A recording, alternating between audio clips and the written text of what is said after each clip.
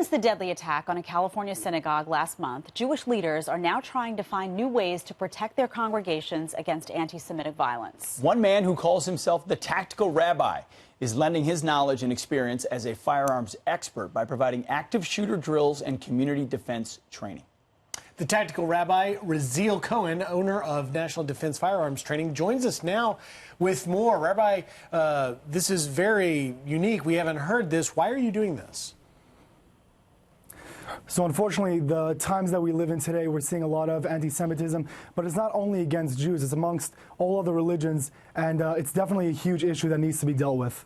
So, I mean, we've seen it play out. Ultimately, you've gone to the next level. Did you ever think you'd have to be at a point where you're training?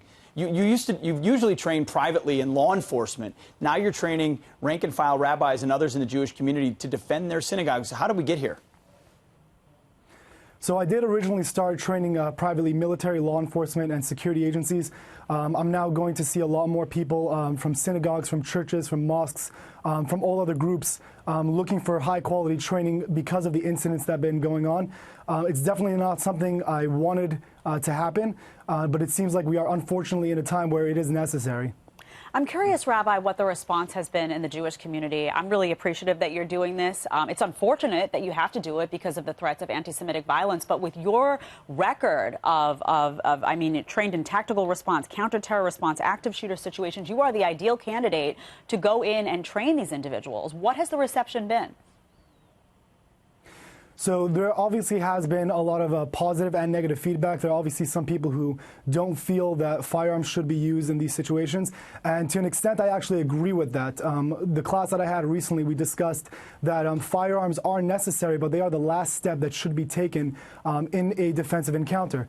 We did speak about there are 4 levels of protection, and obviously due to security reasons, I can't go into detail of exactly what that means. But the overall idea is that there are 4 levels of protection. There's deterrence, making yourself not a target to begin with. Early warning, understanding that if you do become a target, you'll have an advantage to know it's coming. Fortification, being able to lock down a facility if necessary. And then confrontation is when an individual who is well-trained and proficient in what they're doing to be able to deal with a threat. Rabbi, if people watching this right now, a rabbi or someone else wants to further protect their house of faith, they can visit ndftraining.com. But quickly, where should they begin? Where do they start to get ready? So anyone could obviously reach out to me. I work with all houses of worship as well as schools and even homes with creating plans to help secure their facilities. The best way to start is by getting a security audit, which means that a professional will walk through your facility and tell them where your weak points are, where it could be dangerous, where possible threats could come from, and how to set it up for your best success. Good stuff. Well, Rabbi, thanks for taking the initiative. We live in unfortunate times in that sense, and people defending themselves, ultimately, something you got to do. So, Rabbi Raziel Cohen, thank you so much for your time. Thank you, Rabbi Cohen. Thank you.